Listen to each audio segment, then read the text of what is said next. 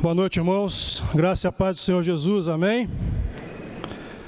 Bom estar com todos aqui essa noite. Eu tenho a honra de trazer a palavra de Deus essa noite a todos vocês.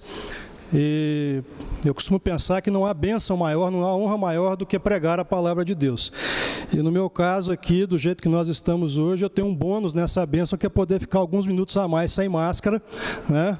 Tenho certeza que todo mundo gostaria de estar no meu lugar agora, pelo menos para tirar a máscara aqui, né, gente?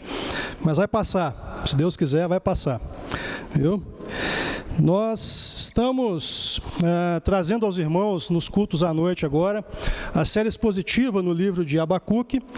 Na semana passada, o reverendo Marco Antônio trouxe a palavra no capítulo 1, dos versos 1 a 4, e eu gostaria de trazer a palavra aos irmãos esta noite em Abacuque, no capítulo 1, dos versos 5 a 11. Capítulo 1, versos 5 a 11. Abacuque não é um livro muito fácil de achar na Bíblia, mas é ali, profetas menores, quase chegando no Novo Testamento, viu? Quem encontrou diz amém? Então tá ótimo, então já podemos ler. Eu vou ler sozinho, gente, porque a máscara eu sei que atrapalha um bocado aí a turma, viu? Diz assim a palavra do Senhor: Vede entre as nações, olhai, maravilhai-vos e desvanecei, porque realizo em vossos dias obra tal que vós não crereis quando vos for contada. Pois eis que suscito os caldeus, nação amarga e impetuosa, que marcham pela largura da terra, para apoderar-se de moradas que não são suas. Eles são pavorosos e terríveis, e criam eles mesmos o seu direito e a sua dignidade. Os seus cavalos são mais ligeiros do que os leopardos, mais ferozes do que os lobos ao anoitecer. São os seus cavaleiros que se espalham por toda parte. Sim, os seus cavaleiros chegam de longe, voam como águia que se precipita a devorar. Eles todos vêm para fazer violência. O seu rosto suspira por seguir avante. Eles reúnem os cativos como areia. Eles escarnecem dos reis. Os príncipes são objeto de seu riso. Riem-se de todas as fortalezas, porque amontoando terra as tomam. Então passam como passa o vento e seguem. Fazem-se culpados estes, cujo poder é o seu Deus. Oremos. Santo Deus, Pai Todo-Poderoso, a Ti, ó Pai, todo louvor, toda honra, toda glória, a Ti, somente a Ti, ó Pai, toda adoração, Senhor. Ó Pai, estamos aqui reunidos nesta noite, motivo de gratidão em nosso coração, Senhor. E ó Pai, eu suplico a Ti que o Teu Espírito Santo esteja presente em nosso meio, trazendo a palavra do Senhor aos corações aqui presentes, Senhor. Capacita, ó Pai, o pregador que é fraco e insuficiente, ó Pai, mas o Senhor é perfeito e todo-poderoso para fazer a Tua obra. Te agradecemos e louvamos em nome do Senhor Jesus. Amém. Gente, na semana passada, o reverendo Marco Antônio trouxe a palavra a vocês, e dos versos 1 a 4, o que se mostrava era o profeta Abacuque perplexo com a situação da nação de Judá, a situação encontrada em Jerusalém, uma situação de pecado total, uma situação de miséria espiritual absoluta, e o profeta estava perplexo porque ele não ouvia da parte de Deus uma resposta, ele não via da parte de Deus nenhum tipo de ação ou atitude, e ele então questiona a Deus naquela pequena parte: até quando, Senhor, clamarei eu e tu não me escutarás? Esse era o clamor de Abacuque logo no começo do seu livro. Realmente a situação era de caos total, caos espiritual, caos moral. Aquela nação estava completamente afundada no pecado. Abacuque foi um profeta contemporâneo de Jeremias, de Ezequiel e de Daniel. E nós podemos encontrar nestes profetas o caos em que estava mergulhada a nação. Por exemplo, em Ezequiel, capítulo 8, quando um anjo do Senhor vem e toma Ezequiel pelos cabelos e o eleva entre a terra e o céu, como diz o texto, e ele é levado em espírito a Jerusalém. Ezequiel já está no exílio e ele é levado em espírito a Jerusalém no ano de 591. E ele vê então, o que o Espírito mostra para ele é: veja o templo, Dentro do templo, às escondidas, os sacerdotes estão adorando outros deuses. Várias pinturas na parede, tudo quanto é tipo de bicho animal, tudo quanto é tipo de divindade falsa, e eles estão adorando na parede. As mulheres adoram o deus Tamuz, os homens virados em direção ao sol, adorando o sol. E junto com essa idolatria vinha o adultério, a prostituição, a injustiça, o caos social absoluto. A lei não era mais a lei de Deus, a lei era a lei do mais forte. É assim que estava a nação de Judá naquele momento. E é esse o cenário que o profeta está vendo, e é aqui que ele dirige a Deus. Até quando, Senhor, até quando eu clamarei e tu não me escutarás? É assim que começa o livro de Abacuque. No verso 5 em diante, que nós vamos trabalhar nele aqui hoje, vem a resposta de Deus. E o nosso tema então é esse: quando Deus responde. O que acontece quando Deus responde? Uma coisa que eu queria dizer a vocês é que quando Deus responde, eu tenho a impressão que Abacuque deve ter pensado: eu não devia ter perguntado, eu devia ter ficado quieto, seria melhor se eu não tivesse perguntado. E agora Deus vai responder para ele. Primeira coisa que Deus diz: vede entre as nações, olhai, maravilhai-vos e desvanecei, porque realizo em vossos dias obra tal que vós não crereis quando for contada, pois eu suscito os caldeus. E Abacuque deve ter pensado nessa hora, porque ele vai dizer isso mais adiante aqui no texto: mas Senhor, eu queria que o Senhor mandasse a pandemia. Eu queria que o Senhor mandasse a fome, a sede, para castigar esse povo. Mas os caldeus, não, os caldeus não. Eles são piores do que nós. Antes eu não tivesse perguntado, né? E Deus então vai começar a dizer algumas coisas para ele nesse texto. Algumas coisas Deus vai dizer de forma indireta, de forma intuitiva, e outras coisas ele vai dizer de forma direta aqui para nós. Eu queria dizer para vocês três mensagens que Deus estava passando a Abacuque naquele momento. A primeira mensagem, quando Deus responde a Abacuque, é o seguinte: Abacuque, eu jamais estive em silêncio. Eu nunca estive em silêncio, Abacuque. Na verdade, Abacuque, eu estou avisando a este povo que esse castigo seria trazido a eles nos últimos 800 anos, Abacuque. Eu avisei por meio de Moisés, eu avisei por meio dos juízes, eu avisei por meio dos profetas. Se isso fosse pouco, Abacuque, há 100 anos atrás, os assírios estiveram aqui no portão de Jerusalém, momento na qual vocês clamaram a mim e eu livrei vocês, mas eu avisei que esse povo ia cair de novo e eu ia mandar os caldeus como castigo, há 100 anos atrás. Será que você esqueceu, Abacuque? Será que você não se lembrou disso? Eu venho avisando esse povo o tempo todo, e nada disso resolveu, nada disso funcionou para transformar o coração desse povo. Então, Abacuque, eu venho falando, eu não estou em silêncio, eu não estou cego, eu não estou surdo e eu não estou sem agir. Eu tenho agido e falado este tempo todo. Talvez o povo não tenha me escutado, Abacuque. Talvez o povo não tenha percebido. Talvez o povo tenha matado os profetas e não quis ouvir a mensagem que eu tinha para trazer. Essa é a primeira coisa que Deus fala para Abacuque aqui. Na verdade, ele não fala exatamente nesse texto, mas ele quer dizer isso quando ele responde a Abacuque. A segunda coisa que Deus fala quando ele responde a Abacuque, claramente nesse texto, e essa está no texto, é o seguinte: é aquilo que Paulo diz em Gálatas, capítulo 6, verso 7. Você vai colher aquilo que você semeou. Em Gálatas, Paulo fala isso, capítulo 6, verso 7, pode ir lá conferir se quiser. Você colhe aquilo que você semeia. E nesse texto, claramente, o que Deus está dizendo foi isso: vocês semearam pecado, sem arrependimento, sem quebrantamento de coração, e vocês estão colhendo juízo e disciplina.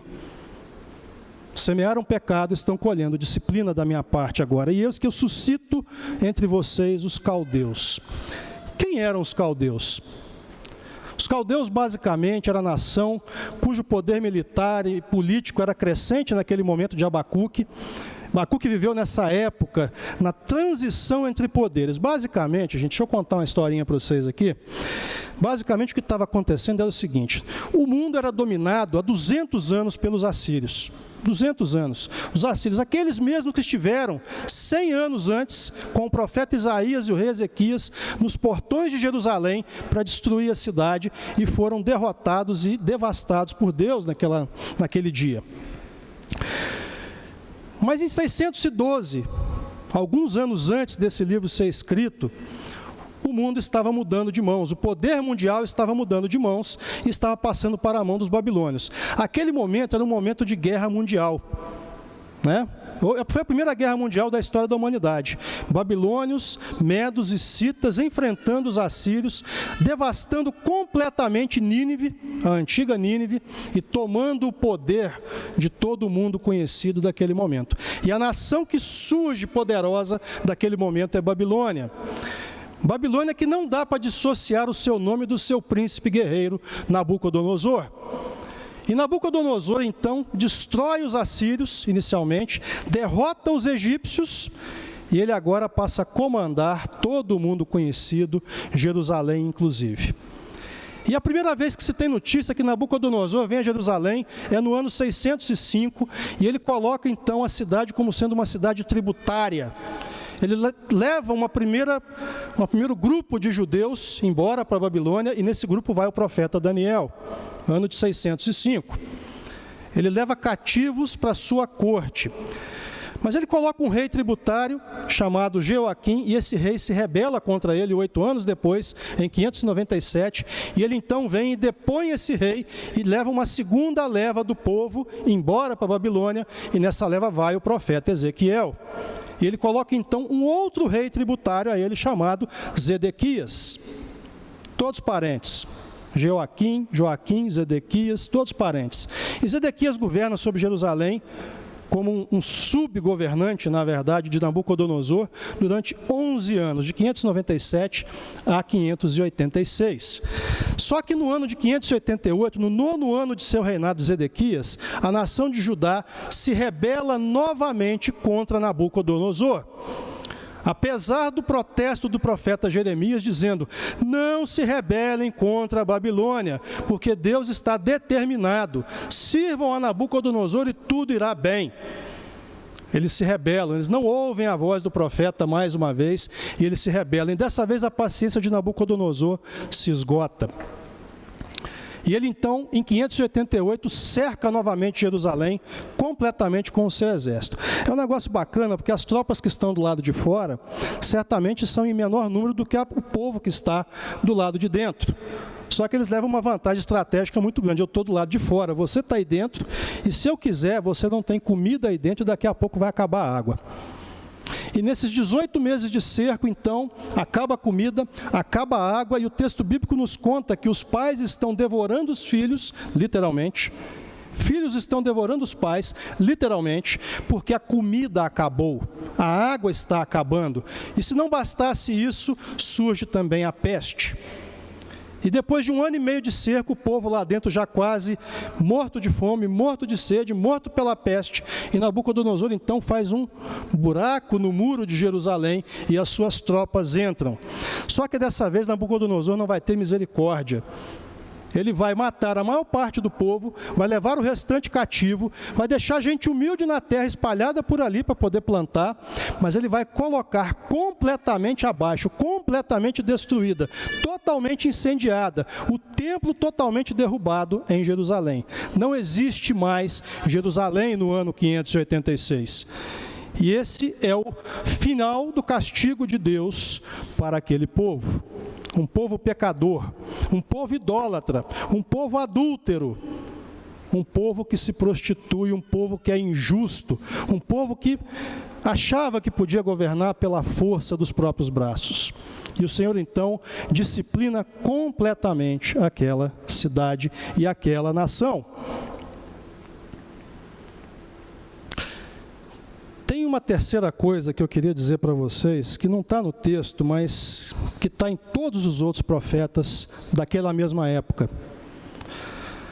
Tem uma coisa que Deus não está dizendo com todas as letras aqui, mas é uma coisa que Ele diz o tempo todo e que Ele quis dizer também aqui nesse texto, porque faz parte do caráter de Deus.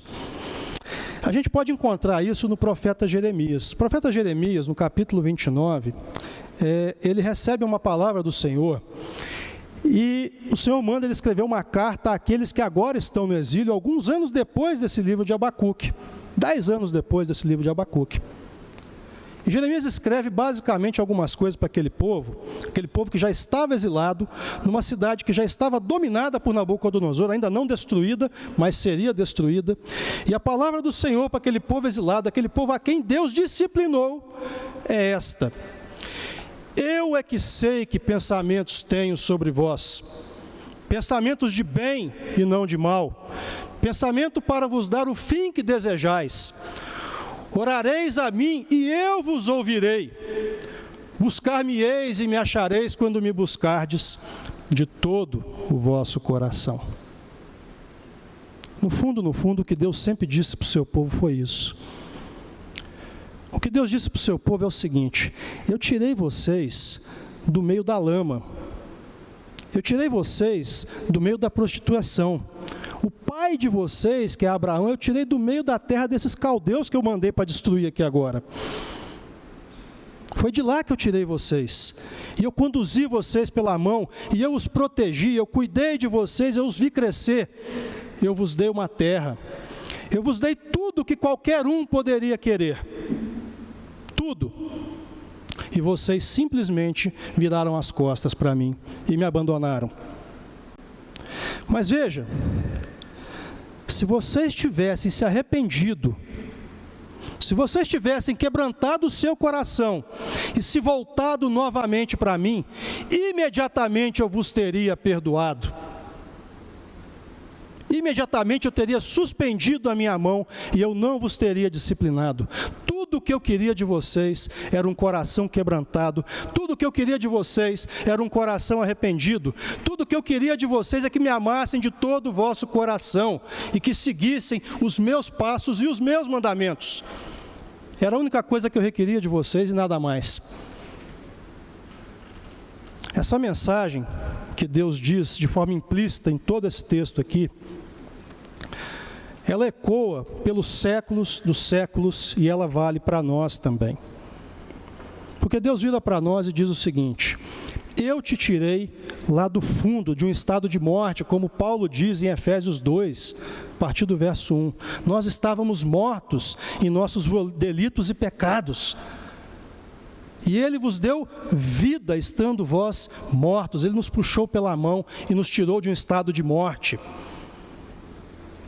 Ele nos conduziu pela mão e a única coisa que Ele requer de nós é um coração quebrantado e arrependido e um coração totalmente voltado para Ele. Nada além disso. Nada mais do que isso. O que Deus estava requerendo de Judá é o que Ele requer de cada um de nós: arrependimento. Arrependimento, o coração que ame a Deus acima de todas as coisas, com toda a sua força, com todo o seu poder, com toda a sua mente, todo o seu coração. Ele não quer nada além disso de cada um de nós, é o que Ele queria daquele povo também.